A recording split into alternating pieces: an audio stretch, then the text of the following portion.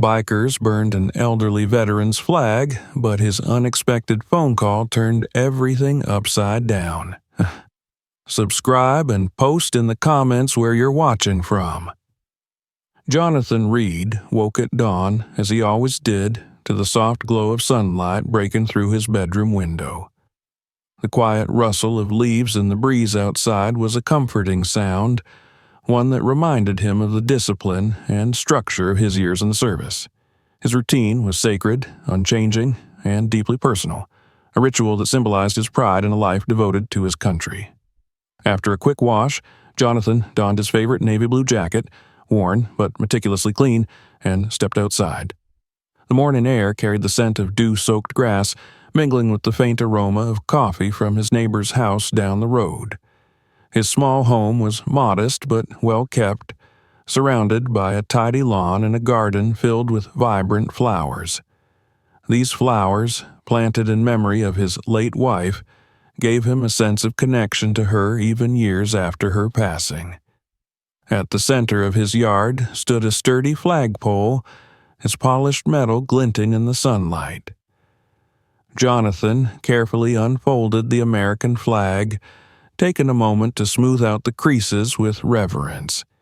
He attached it to the halyard, ensuring each clip was secure, and began to raise the flag.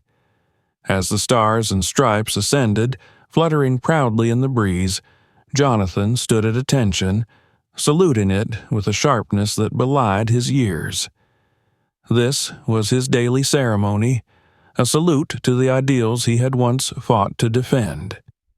His home, nestled in the corner of a small, predominantly white town, stood out not just because of the flag, but because of Jonathan himself. He had moved there after retiring from the Army, hoping for peace and solitude.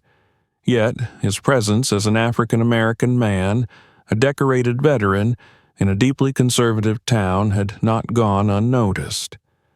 To some, he was a figure of quiet dignity and service. To others, he was an unwelcome reminder of change.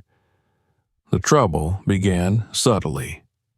At first, it was the sidelong glances and whispered conversations when he entered the local diner. Then came the accidental scuffs on his car in the parking lot, the muffled laughter from the booth where a group of rough-looking men sat. Jonathan had grown accustomed to such things in his years, knowing that confronting ignorance often yielded little. One day, however, he noticed something more deliberate. A piece of trash, an empty beer can, had been tossed onto his lawn. It seemed like nothing at first, just careless littering. But the next morning, there were 3 cans, then 5, then a crumpled fast food bag.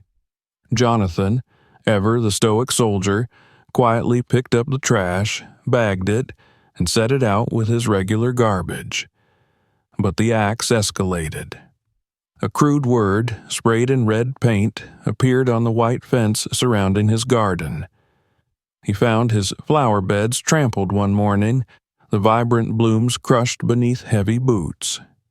Jonathan's jaw tightened as he surveyed the damage, his hands clenched into fists. He reported the incident to the local sheriff, but the response was dismissive. "Probably just kids," the sheriff said, leaning back in his chair with a lazy shrug. "I wouldn't worry about it, Reed." Jonathan thanked him and left the station, but the lack of concern gnawed at him. The sheriff's indifference wasn't surprising. This town, small and insular, had its own unspoken rules. Jonathan knew he was seen as an outsider, despite his years of service and sacrifice. The turning point came one evening when Jonathan walked into the local grocery store. As he perused the shelves, he heard the rumble of engines outside, loud, deliberate, and menacing. When he stepped outside with his bags, he found himself face to face with them, a group of bikers, their leather jackets emblazoned with skulls and flags, their faces twisted into sneers. "Hey, old man," one of them called out, his voice dripping with mockery. "You sure this is your town?" Jonathan looked at them calmly, his face betraying no emotion. "It's my town as much as it's yours," he replied evenly. The leader, a tall man with a thick beard, chuckled darkly. "We don't think so. You don't belong here, Reed." Jonathan didn't flinch. He stood his ground, silently daring them to push further. The bikers laughed, revved their engines, and rode off, but the message was clear. They were watching him. Days later, Jonathan woke to find his garden vandalized again. The flagpole was scratched and dented, and the flag itself hung limply, as though touched by unseen hands. Jonathan felt a surge of anger rise within him, but he forced himself to remain calm. This was what they wanted, to provoke him, to make him act out, to fit their narrative. But the acts continued. His mailbox was smashed. A pile of manure was dumped on his driveway. When he went to the sheriff again, the response was the same, indifference wrapped in feigned concern. "Just let it go, Reed," the sheriff said. "No need to stir things up." Jonathan knew better. He could see it in the sheriff's eyes, complicity masked as complacency. He left without another word, but the weight of the situation pressed heavily on him. As the days passed, Jonathan found himself growing more introspective. He thought of his time in the army, of the brothers in arms who had stood beside him in battle, regardless of race or background. They had trusted him with their lives, just as he had trusted them with his. Yet here, in his own country, he felt more isolated than ever. Standing in his yard one evening, Jonathan looked up at the flag. The stars and stripes rippled in the breeze, a reminder of the ideals he had fought for. He resolved to stand firm no matter what came next. He wouldn't let fear or hatred force him into retreat. But Jonathan could sense the storm brewing. The bikers weren't done. They were circling, waiting for their moment to strike. Jonathan didn't know when it would come, but he knew it would, and when it did, he would be ready. The sun was beginning to set over the small town as Jonathan stood on his porch, gazing at the flagpole in his yard. The flag swayed gently in the evening breeze, catching the last golden rays of sunlight. It had been a difficult week. More beer cans on the lawn, another round of graffiti sprayed on his fence. This time it read, "Go back where you came from." Jonathan had spent the better part of the morning scrubbing the words away. His arms ached, but his resolve remained intact. As the light faded, Jonathan stepped inside, locking the door behind him. He had begun locking up earlier than usual, a habit born of the mountain tension in the air. The town seemed quieter than usual tonight, as if holding its breath. Jonathan's instincts, honed by years in the army, told him something was coming.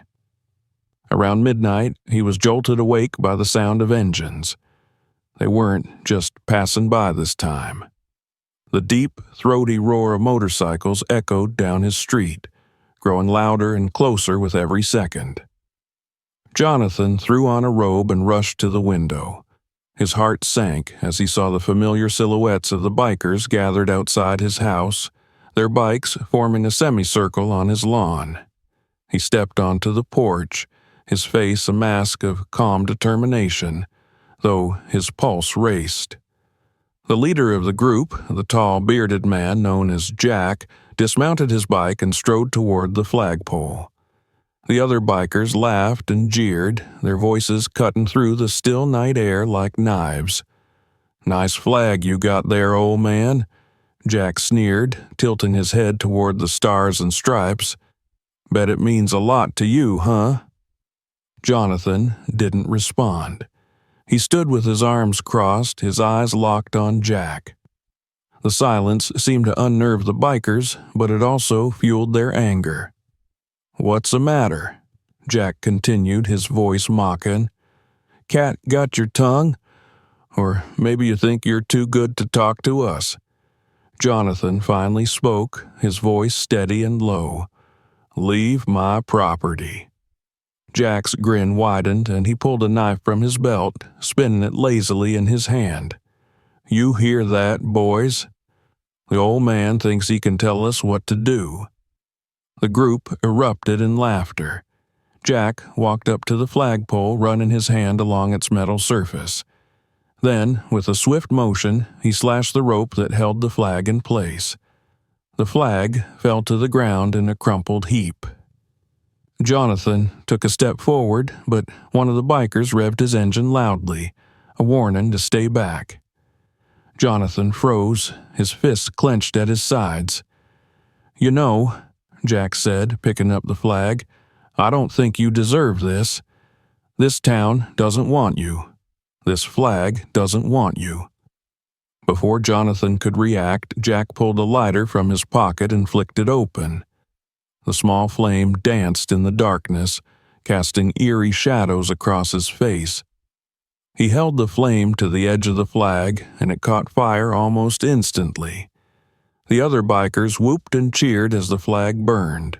Jonathan's heart pounded in his chest, a mix of anger, sorrow, and helplessness surging through him.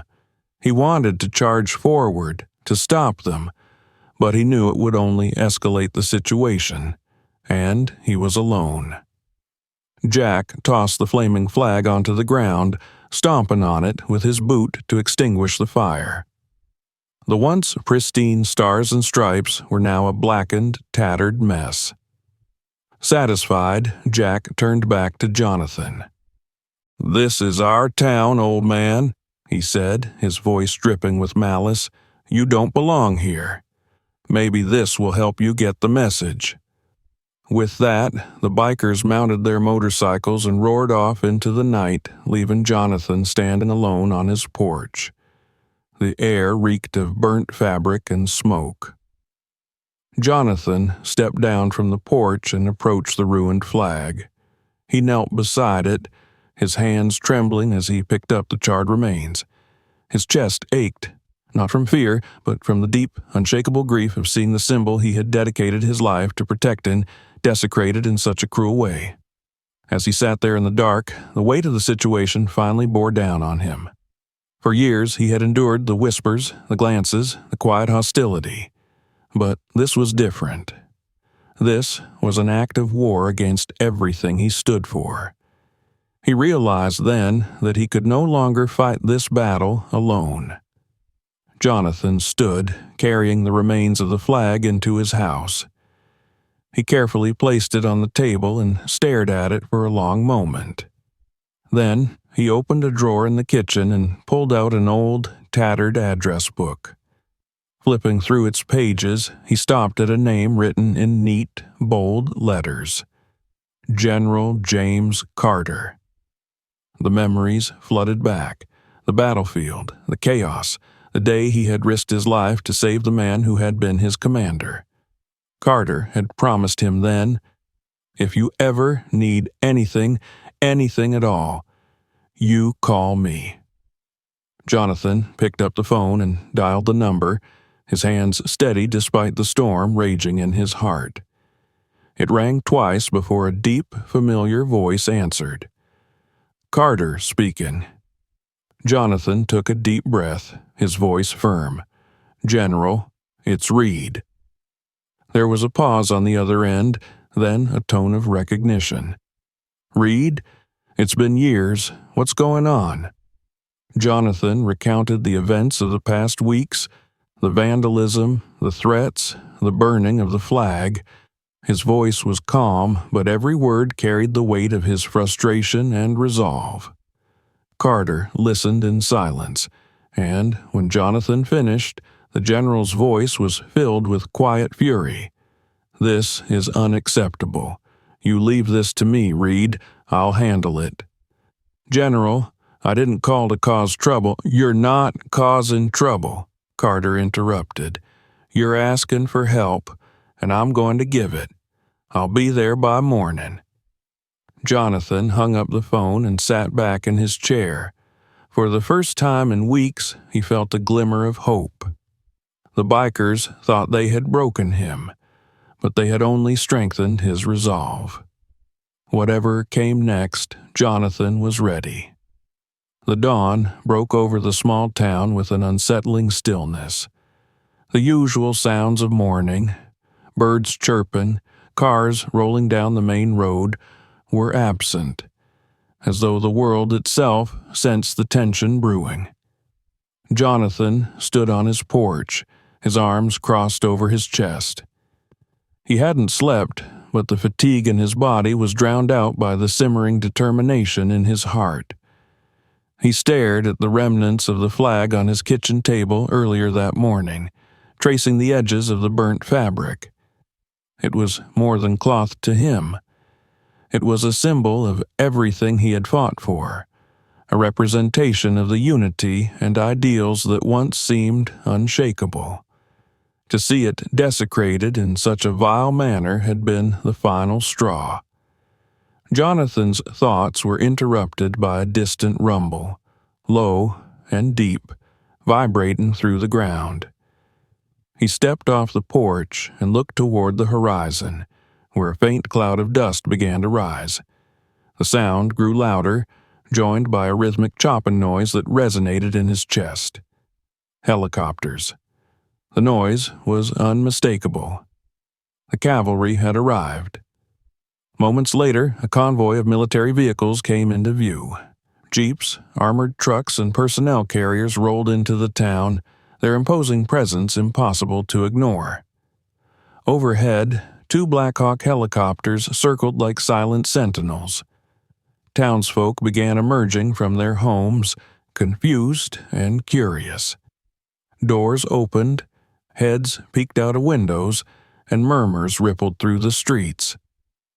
The convoy came to a halt near Jonathan's house. The lead jeep's door opened, and out stepped General James Carter. Tall and broad-shouldered, with a commanding presence that could silence a room, Carter adjusted his peaked cap and strode toward Jonathan. His uniform was immaculate, adorned with medals and insignia that spoke of decades of service.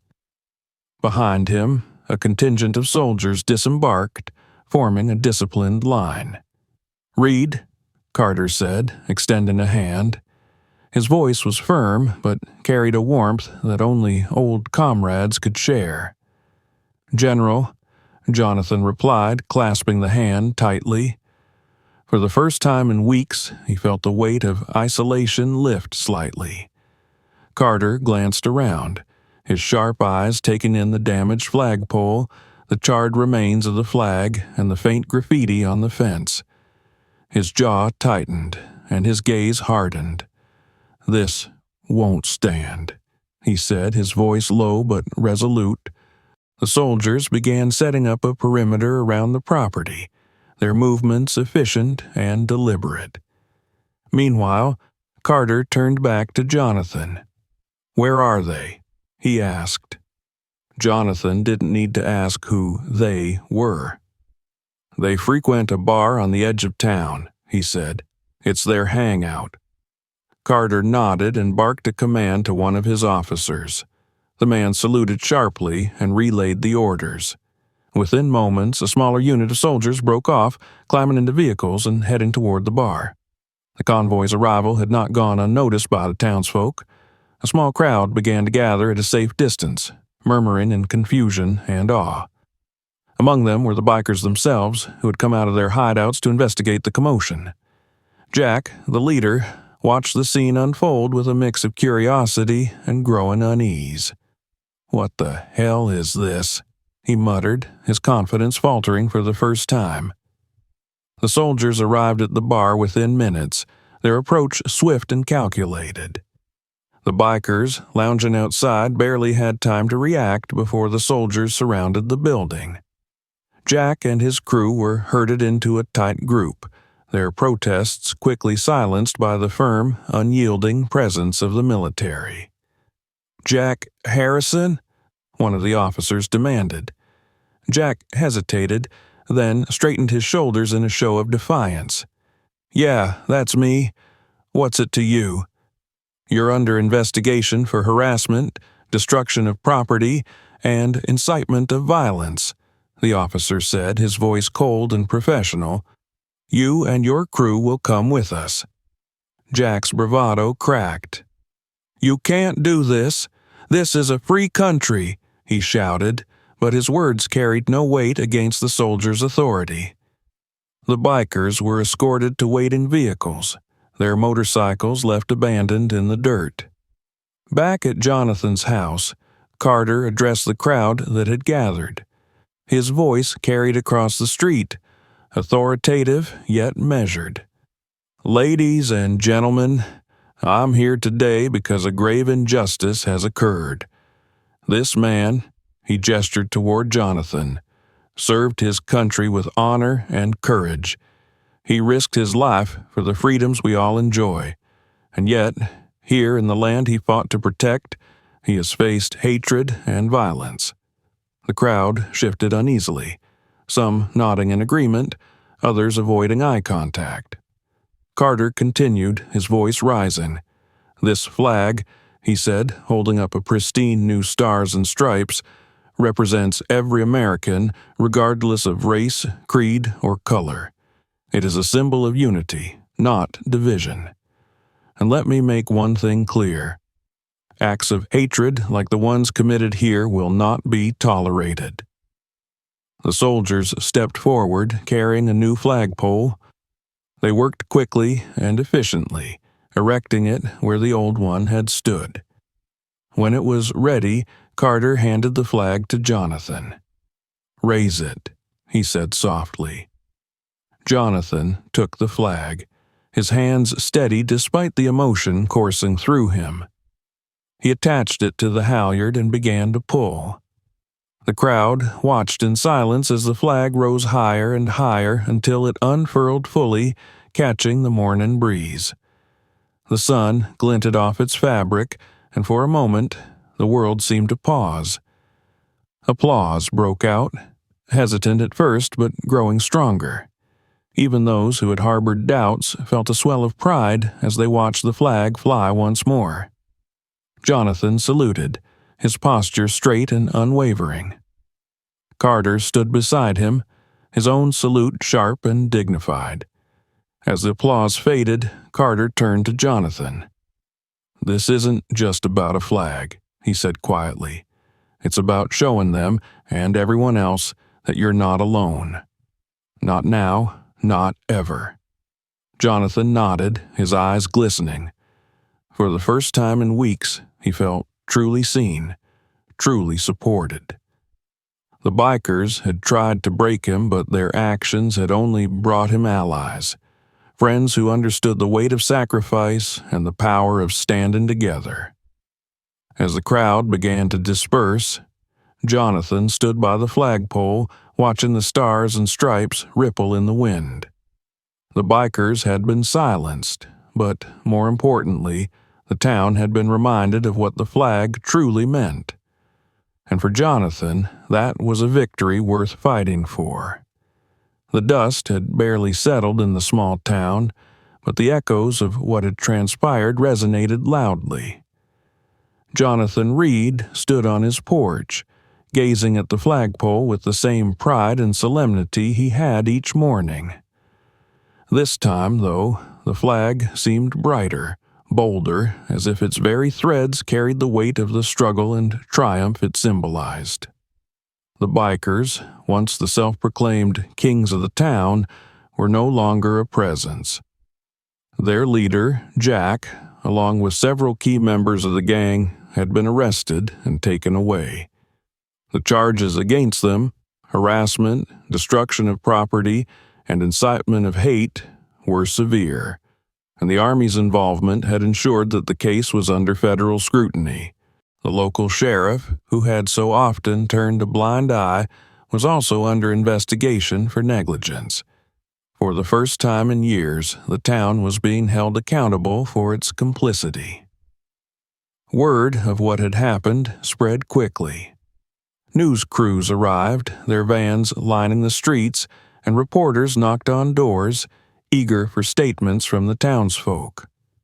Some residents spoke of their shame for standing by and doing nothing, while others, still clinging to their prejudices, grumbled about the overreach of the army. Regardless of opinion, one thing was clear. The event had placed the town under a national spotlight. Jonathan, however, avoided the cameras. When a reporter approached him on his porch, microphone in hand, he politely declined to comment. This was not about him, he thought. It was about something far larger, something that transcended one man's struggle. The next few days brought a mix of reactions from the townsfolk. Some neighbors began to visit Jonathan, offering apologies and gestures of goodwill. Mrs. Hargrove, an elderly widow who lived 2 houses down, brought over a homemade pie. "I should have spoken up," she said, her voice trembling. "I saw what they were doing to you, and I was scared. But that's no excuse." "I'm sorry, Jonathan." Jonathan accepted her apology with a kind smile, knowing that change often began with small personal acts of accountability.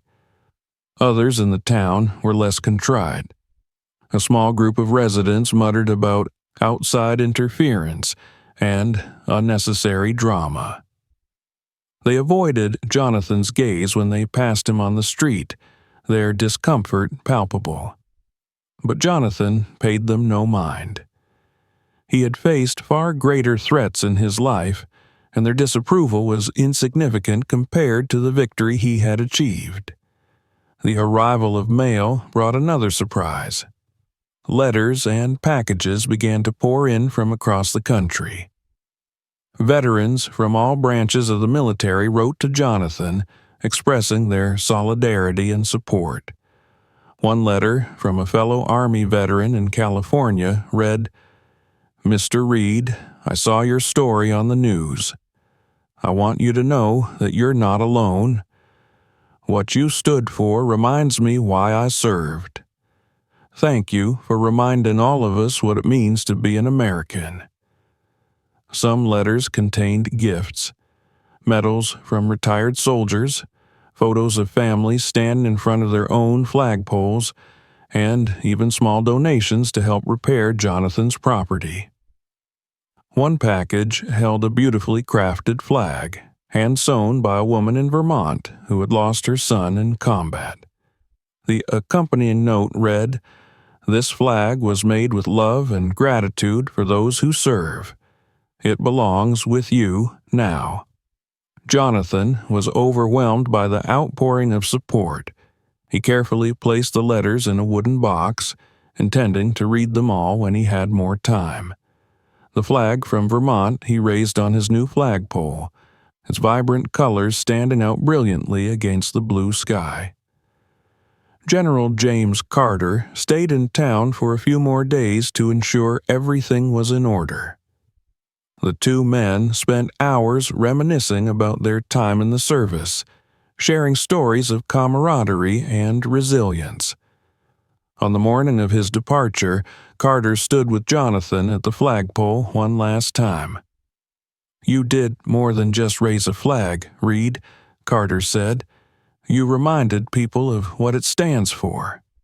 Jonathan nodded, his gaze fixed on the fluttering stars and stripes.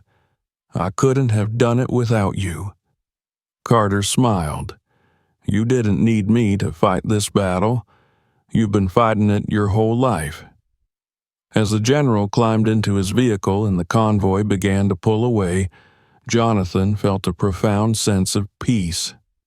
For the first time in years, he felt like he truly belonged, not just to the town, but to the broader community of people who shared his values and principles.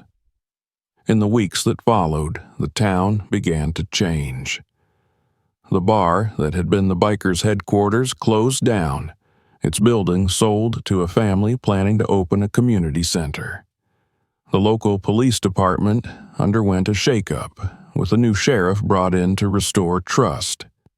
And slowly, conversations about unity and equality began to surface among the townsfolk. It was not a perfect transformation, but it was a start. On a quiet evening, Jonathan sat on his porch with a cup of tea, watching the sunset paint the sky in hues of orange and pink. The flag waved gently in the breeze, its movement steady and unwavering. Jonathan felt a deep sense of fulfillment, knowing that his actions had sparked something far greater than he could have imagined. He thought of the bikers, now far from the town they once terrorized. He thought of the letters, the support, and the people who had found their voices because he had refused to be silenced. Most of all, he thought of the ideals he had always believed in: freedom, equality, and justice, and how they had been tested but not broken. As the sky darkened and stars began to appear, Jonathan stood and saluted the flag just as he did every evening. The battle had been fought, and while there were more battles to come, this one had been a victory, a testament to the power of resilience, unity, and the unyielding belief that all men and women were created equal. Thanks for watching. If you enjoyed this story, don't forget to subscribe for more engaging content. Check out our other videos for more inspiring tales, and share this video with your friends to keep the conversation going.